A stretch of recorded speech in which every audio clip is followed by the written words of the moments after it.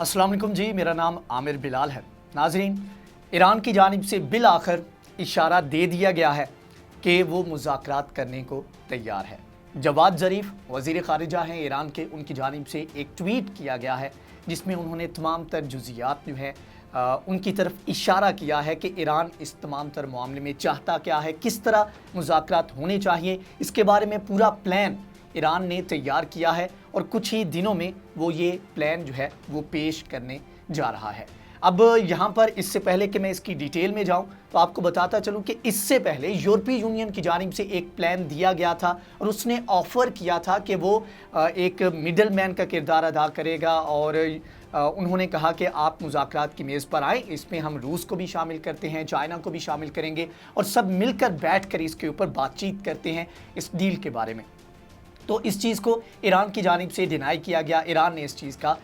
इनकार किया और ईरान ने कहा कि अभी नहीं, अभी वो राइट वक्त नहीं है, राइट टाइम नहीं है जिसके ऊपर हम मुज़ाकरात कर सकें। अब उस वक्त ईरान की जानिब से ये कहा गया था कि हम ये चाहते हैं कि 2018 के बाद जो हमारे ऊपर पाबंदियां आयद की गई थी उन पाबंदियों को ख़त्म किया जाए। अब यहाँ पर यूरोपीय यूनियन के किरदार या रोल के बारे में आपको बताता चलूँ कि 2015 में जब ये डील साइन की गई थी तो सिक्योरिटी काउंसिल, जो यूएन की सिक्योरिटी काउंसिल है, उसके 5 परमानेंट मेंबर जिसमें France, Germany, UK, America, Russia, ये तमाम तर ममालिक शामिल हैं, चाइना भी उनमें है। और तो उनके साथ एक तो ईरान के साथ तो बातचीत हो रही थी, तो इनके साथ यूरोपीय यूनियन को भी फरीक बनाया गया था, यूरोपीय यूनियन भी इस मुआहदे में शामिल थी। यही वजह थी कि यूरोपीय यूनियन की जानिब से इसके ऊपर ये एक डील प्रपोज करने की कोशिश की गई, जिसको ईरान ने इस बात के साथ डिनाई किया कि हम चाहते हैं कि अगर आप मुज़ाकरात करना चाहते हैं तो उसके लिए ज़रूरी है कि 2018 में जो अमेरिका ने खिलाफ वर्जियाँ की थी उन खिलाफ वर्जियों को ख़त्म किया जाए और उन पाबंदियों को ख़त्म किया जाए जो मुआशी पाबंदियाँ डोनाल्ड ट्रंप ने ईरान के ऊपर आयद की थी, तो उसके बाद हम मुज़ाकरात करने को तैयार हैं। लेकिन अभी रिसेंटली जवाद ज़रीफ़ की जानिब से एक ट्विटर पैगाम जारी किया गया है जिसमें उन्होंने एक तरफ तो ये कहा कि हमारे मुल्क के अंदर मुख्तलिफ जो कह लें कि जिस तरह हमारे इस तरह कहते हैं वुज़रा हैं, उनकी एक मुख्तलिफ ओपिनियन हो सकती है, लेकिन एक जो स्टेट का पॉलिसी बयान है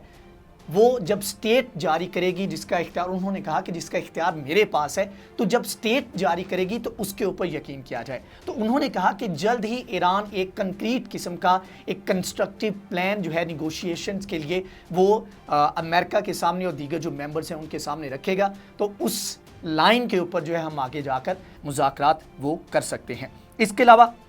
जो बाइडन की जानिब से भी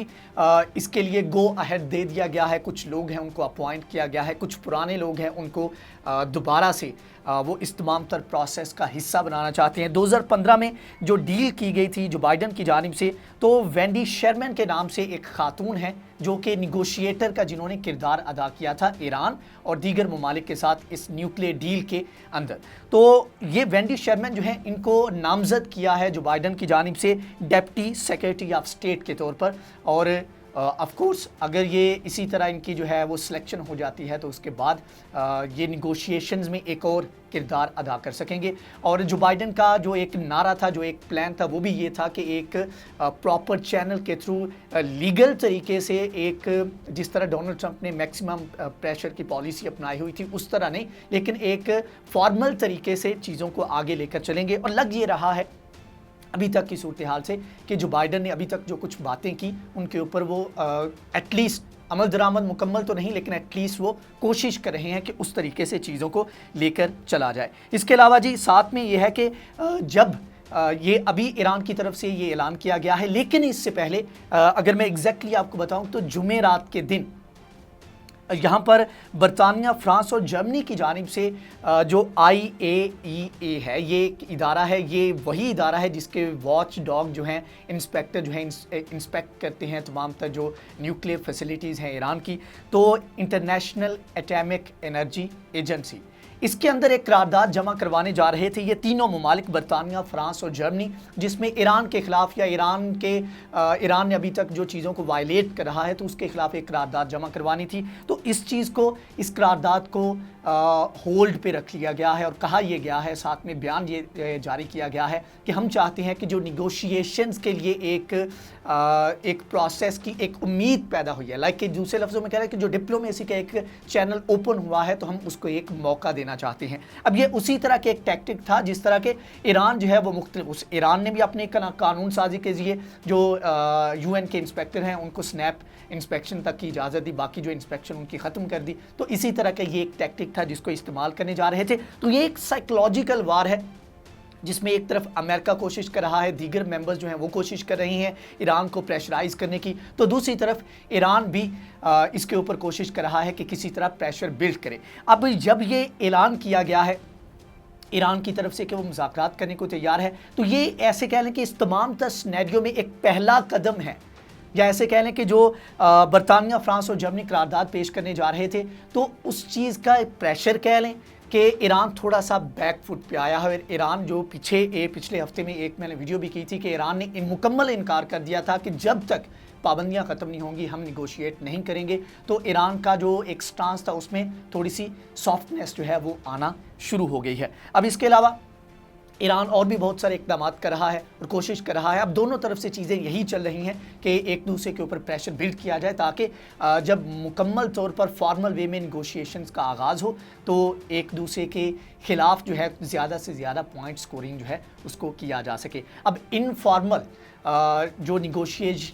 निगोशिएशंस हैं उनका इशारा जो बाइडन के तरफ से भी दे दिया गया है और ईरान की जानिब से भी दे दिया गया है। कुछ ही दिनों में जवाद ज़रीफ इसके ऊपर बाकायदा तौर पर पूरा प्लान जो है अपनी तरह से वो प्लान देंगे। इसके ऊपर आगे बाद में जाकर चीज़ें सामने आएंगी कि ईरान के इस प्लान के ऊपर अमेरिका या दीगर जो ममालिक हैं वो इसके ऊपर एग्री करते हैं या नहीं करते। लेकिन अभी तक ईरान की जानिब से काफ़ी सारे इक़दाम किए गए हैं जिसमें प्रेशर डालने की कोशिश की गई है। उसमें इजरायली शिप पर हमला भी था जिसका ईरान अगरचे डिनाई करता है, लेकिन यह है कि इनडायरेक्टली ईरान के ऊपर इल्ज़ाम आयद किया गया। शाम में रॉकेट हमले किए गए, वो भी इसी तरह की। इसके अलावा रिसेंटली एक और